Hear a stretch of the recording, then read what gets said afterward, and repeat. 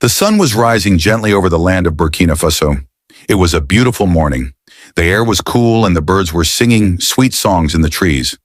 On a smooth, tarred road, a long convoy of black vehicles sped down the highway. In the middle of the convoy was the president's car, strong, shiny, and well-guarded. Inside sat President Ibrahim Traoré, dressed smartly in his traditional wear, reading through some important files. He looked up and said to his assistant, "We must get to the capital in 2 hours. This meeting is for the future of our country. I must not be late." "Yes, Your Excellency," the assistant replied. The driver pressed the pedal harder. Everything was going well. The road was free. The journey was smooth. The guards sat upright, their eyes scanning the road ahead, alert and ready. Then suddenly, a small figure stepped out from the bushes and stood boldly in the middle of the road. "Hey, what's that?" one of the guards shouted. The driver hit the brake hard. The tires screeched. The car stopped just a few meters away from the child. Dust flew into the air. Everyone jumped out. The guards rushed forward with confusion. "It's a girl," one of them said, shocked. She looked about 5 years old. Her dress was torn, her feet bare, her hair dusty, but her eyes, they were sharp, full of purpose. The driver shouted, "Move out of the way! This is the president's convoy. Do you want to unalive yourself?" But the little girl stood still and said in a calm but strong voice, "I need to see the president. It is urgent." The guards looked at each other, confused. One of them replied harshly, "Little one, move! We have no time. We must arrive in 2 hours." She shook her head and said, "You will not pass here. Please." The president, curious and annoyed, stepped out of his car. He walked toward the scene, followed by his assistant. "What is going on here?" he asked, his voice deep. The girl pointed straight at him. You are the one I'm looking for." President Traoré blinked. "Me?" "Yes," she said. "You must not continue this journey. Wait here for 2 hours." There was silence. Then everyone burst into laughter. "You want the president of the whole nation to wait 2 hours because you said so," a guard mocked. But the girl did not laugh. She repeated, "Please wait for 2 hours. If you pass this road now, you will not make it." The president frowned. "Little one, I respect children, but this is too far. I have waited years for this moment. This meeting is not for fun. It is for the betterment of our country. I cannot stop now." The girl looked up into his eyes and said slowly, "A goat does not run in the daytime for nothing. I am not mad. I am not playing. Danger is on this road. You must not go." President Traoré turned away in anger. "This is foolishness." But as he walked back to his car, the girl shouted again, "I saw it in my dream. A big fire, cars crying, people shouting, and you were in the middle of it. If you go now, you will not come back. Please wait." The guards moved to carry her away, but something stopped the president. He looked back at her. She had tears in her eyes now. Her little hands were shaking, but she still stood like a mountain. The president sighed deeply. He walked back to her and bent down to her level. "Who are you?" "My name is Hope," she whispered. "I have no father, no mother. I sleep under the tree by the old well. But I saw this in my dream, and I had to stop you." President Traoré looked into her eyes again. She was serious. She was afraid, but she was not lying. He stood up and turned to his guards. "Cancel the journey. We wait here for 2 hours." "Sir?" they all asked in shock. "I said we wait," he shouted. And so the convoy stopped, right there on the lonely road, under the trees, with a 5-year-old girl as their only reason. The president sat back in his car, not reading anymore. He looked out the window. "I must be mad," he said quietly to himself, "but something tells me she's not." 2 hours began. The sun was now higher in the sky, beating down on the black vehicles parked in the middle of nowhere. Time was moving slowly like a wounded snail. President Ibrahim Traoré sat in his car, eyes fixed on the ticking clock. 30 minutes had passed. He was losing his patience. His phone rang again.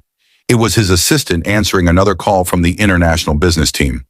"Mr. President," the assistant said nervously, "they are calling again." President Traoré snatched the phone. "Hello?"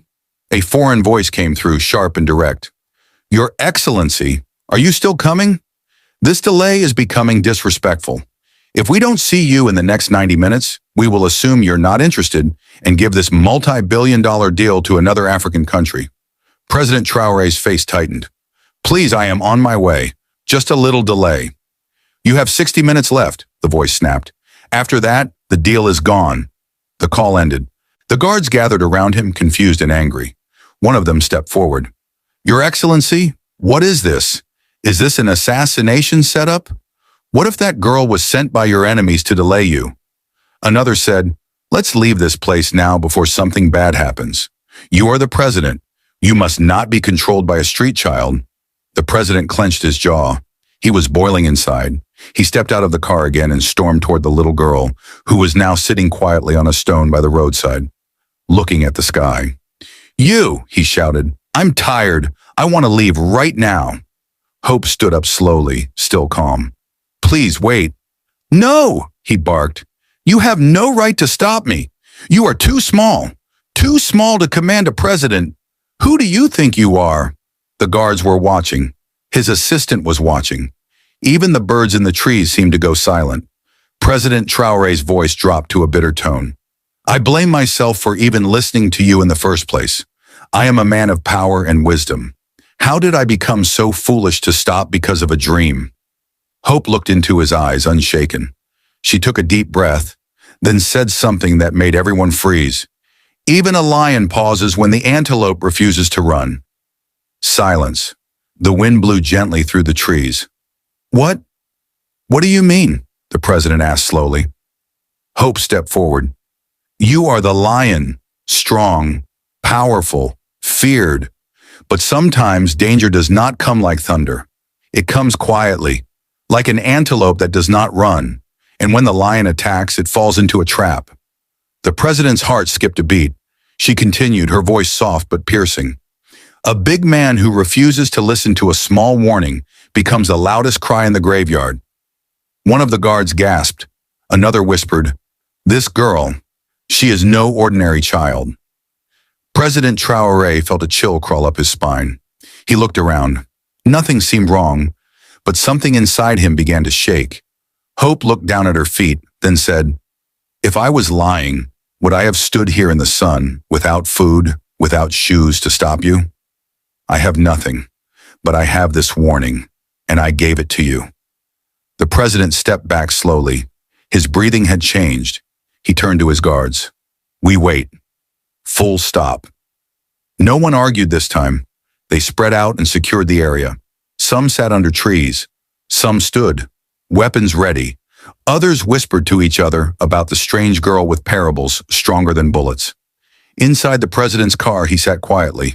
His heart was heavy. His mind was running wild. He looked out the window again, and there she was, Hope, still sitting on the stone, staring into the sky like she was waiting for something to fall from it. He leaned back in his seat and closed his eyes. The last parable echoed in his head like a bell. A big man who refuses to listen to a small warning becomes the loudest cry in the graveyard. 2 hours had passed. The president's convoy was still parked by the roadside, in the shade of tall trees. Everyone was tense. The guards stood on high alert. No one was laughing anymore. No one was rushing. All eyes kept going back to the small girl called Hope, who had somehow brought a whole presidential journey to a stop. President Traore sat in his car, silent. He had not spoken since Hope gave that last parable. His heart was uneasy. Doubts and thoughts danced in his mind like shadows. Then the call came. His assistant picked up the phone, then froze. Sir, he said, his voice shaking, it's from the National Emergency Team. Put it on speaker, the president said quickly. A voice filled with panic and sorrow came through the speaker. Your Excellency, there has been a terrible accident just 40 minutes ahead of your route. The entire convoy went silent. Tell me exactly what happened, the president demanded. Sir, a petrol tanker lost control on the highway and exploded. The fire spread instantly to more than 40 vehicles behind and in front of it. Buses, cars, bikes, all gone in flames. It happened about an hour ago, just about the time you would have passed there. Everyone gasped. The emergency team continued. Sir, no one survived, not even one person. All passengers, drivers, and passers-by are gone. Tears welled up in the eyes of the guards. The assistant dropped the phone and sat on the floor. President Traoré slowly stepped out of his vehicle. His legs were weak. His face was pale. He looked at Hope. She was still sitting on the same stone, quiet, still, like nothing had happened. But something had happened. Something big. He walked toward her slowly, like a man in a dream. The guards followed silently behind him. When he reached her, he knelt down on one knee. The president of a whole country, on his knees before a barefoot little girl. He looked at her and whispered, "You saved my life." Hope looked up. "It was not me. It was the dream I was given." He shook his head. "You could have ignored it. You could have stayed in the bush, but you stepped out. You stood in front of moving cars. You stood in front of me, a man everyone fears." "I was afraid too," she replied quietly, "but I was more afraid of what would happen if I didn't speak." The president bowed his head. "How many children your age would do that?" The guards were now wiping tears from their eyes. The assistant whispered to another guard, "She is not an ordinary girl. This is divine." President Traoré took Hope's tiny hand in his big one and looked at her with tears in his eyes. "Hope," he said gently, "from this day, your name will not just be Hope, it will be my hope. The hope of Burkina Faso, the hope that saved her leader." The convoy moved again, but this time slowly and thoughtfully. The road back to the capital felt different, quiet, heavy. The guards sat still in their cars. The assistant stared out the window. Everyone was thinking the same thing. We would have died today, if not for that little girl.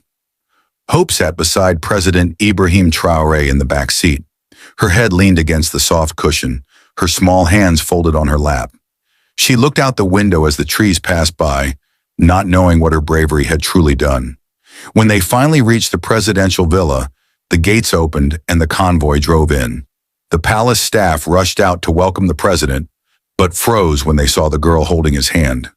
No one asked questions yet. Inside, the president called for an emergency staff meeting. His top officials, media team, guards, and assistants all gathered in the grand hall. Hope stood beside him, wearing the same torn dress, her face tired, her feet dusty. But the room was silent. Then the president stepped forward. "I want everyone to stop what they are doing," he said firmly. "What I'm about to say is not politics. It's not government work. It's not for cameras. It is life and death." He looked at them all. "Today, I was on my way to a very important meeting, a meeting that could have brought billions to our country. I had waited long for it. My convoy was moving smoothly. All was well. Then suddenly, a 5-year-old orphan girl stepped out of the bush and stood in front of our moving convoy." Gas filled the hall. The president nodded slowly. "She told us to stop. She said we should wait 2 hours. We didn't believe her. We tried to send her away. She refused. She told me that if I moved forward, I would not return. She said it with such courage, such strength, such truth." He paused. Out of annoyance and frustration, I almost left her there. But something in her words, especially her parables, shook my spirit.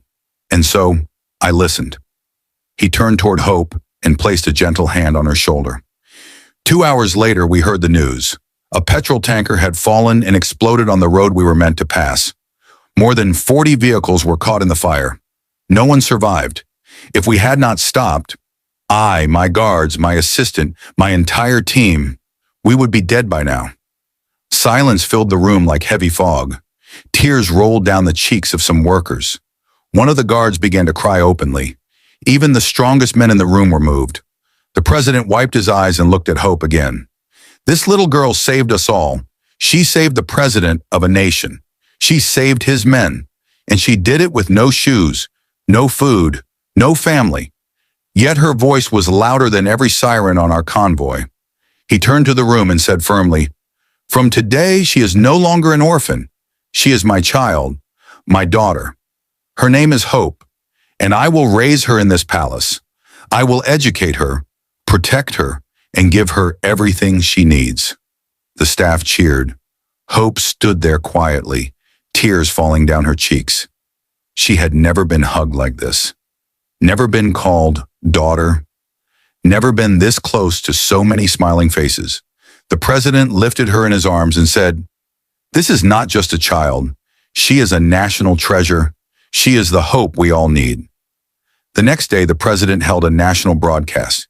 Cameras rolled. TV stations stopped regular programs. People gathered in homes, markets, and schools to watch. When President Ibrahim Traoré came on screen, holding a small girl in his arms, the entire nation listened. He told the story, from the road, to the warning, to the parables, to the accident, to their survival, and finally to her adoption. The people of Burkina Faso wept. Old men wiped their eyes. Women hugged their children tighter. Young people shared her story on phones and radios. Hope's name was sung across the nation. And from that day, every citizen, young and old, remembered her parables. Even a lion pauses when the antelope refuses to run. A big man who refuses to listen to a small warning becomes the loudest cry in the graveyard. Hope began her new life in the palace. She started school. She wore new clothes. She ate good food. She made new friends. And every time someone asked how she ended up as the president's daughter, she simply smiled and said, "I just spoke what I saw in my dream." Moral lesson: no voice is too small to save a life. No message is too weak to be true. No leader is too big to listen. Sometimes greatness comes not from speaking loudly, but from hearing quietly. It is good to lead, but sometimes it is better to listen. Dear viewers, if you enjoyed this video, don't forget to hit the subscribe button, like, share with your friends, and turn on the post notification bell so you'll be the first to know whenever we upload a new video. Thank you for watching.